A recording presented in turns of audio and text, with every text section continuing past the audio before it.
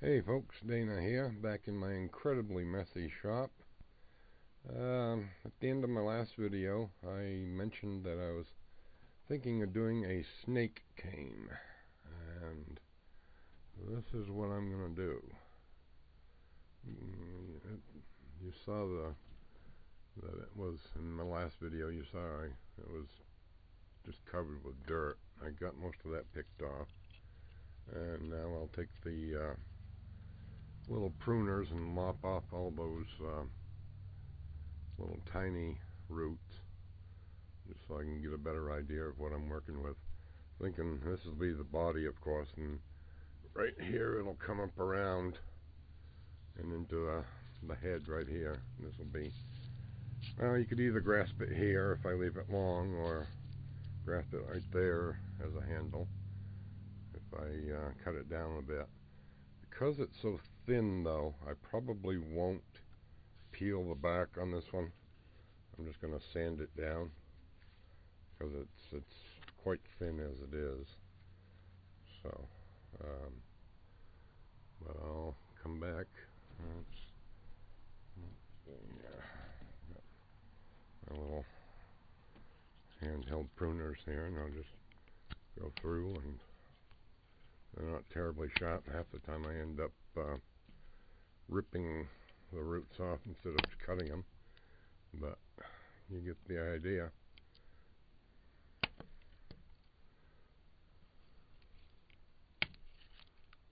So that'll take me a few minutes, so I'll be back.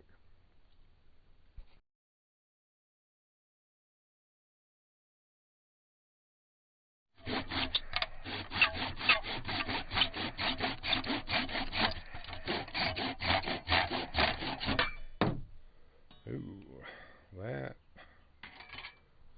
that I'm not crazy about. There's a big huge crack in there. But I think I've got hollow right through. You can see all the way through it here. But I think I've got enough meat there I can get past it. The last snake cane I did had a really nice big ball of roots on it, and was gonna be something really cool, and then got trimming it, and every root but one on it was rotten. So it sat here on the bench for, I don't know, about a year or so after my initial shaping, and then I said to myself, boy, that kind of looks like a snake, because it did the same thing. It had a nice straight shank and then came up around, and the remaining root went off at an angle like that, and it turned out pretty good. I'll try to pop a picture in of it, and so you can see what it looked like.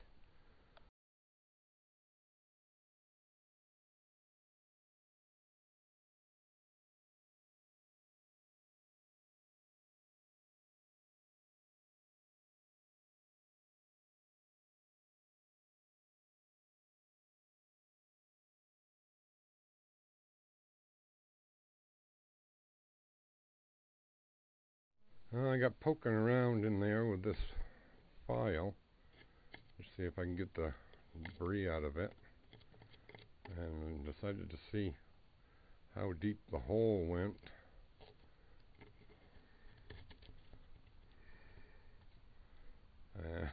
That's not ideal, because that goes right down into the handle. Because I noticed, looking at the end of it, there's some kind of rough looking spots, but again, I think there's plenty of meat there I can carve out around that, I think. Well, I've done a little shaping on it, mostly with the 4-inch belt sander. This stuff's pretty tough stuff. It's maple. But that big hole there, and the fact that it's really punky, really pretty rotten all in through here, kind of confirms a theory that I had, that this tree was a much bigger tree at one point, got cut off and then run over. I think the original tree was out here somewhere. Got run over by a skidder because it was sitting right in the middle of a little logging tote road path or whatever. And I think it got run over and broke off. That inner stuff, you can see this, it's definitely been cracked in the past. So I think it got run over, and then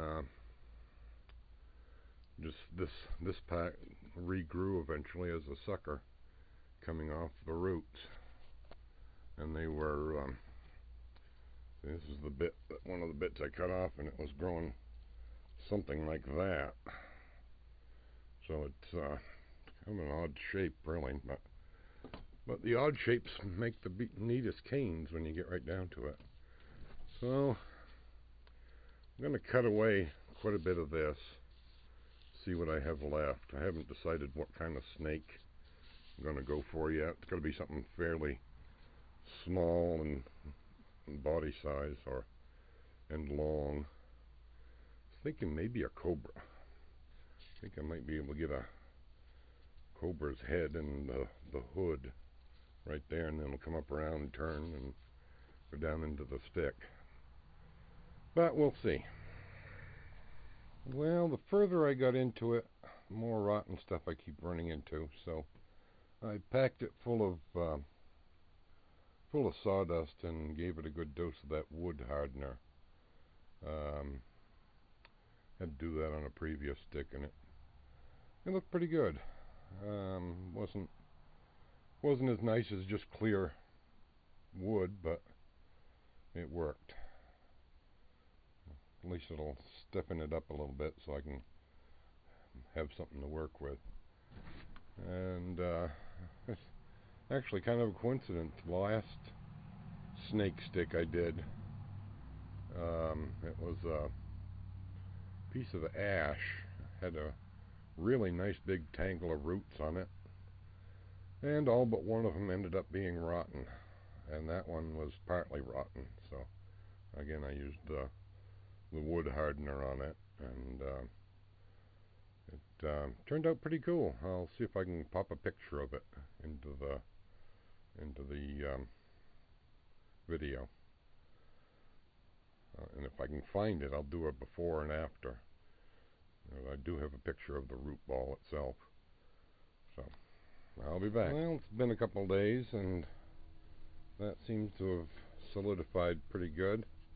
Still smells a bit, so it might be not 100% cured, but it seems to be a lot solider than it was. I'm going to take eventually some of the meat out of this inner part of the curve here. Kind of want to leave that because it's got some really cool grain in it.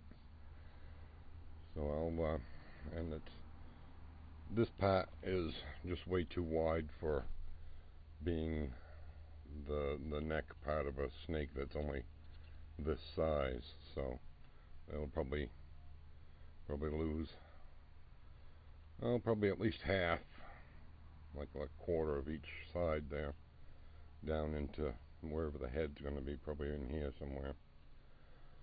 But before I do that, I'm thinking there's a bit of a curve right there. I'm going to take my hot air gun and heat it up and then straighten that a little bit, I think. Just make it a little neater looking. And you can see it got it a little bit straighter.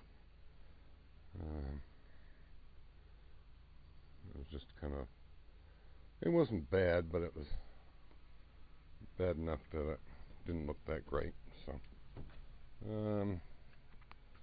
tempted to do that a little bit there, but there's a lot of branches that met right there, so that's probably going to be tricky to do. I think I'll leave that one.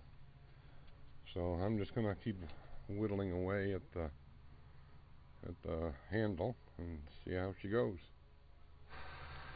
And she's a little crooked right there too, so I heated that up.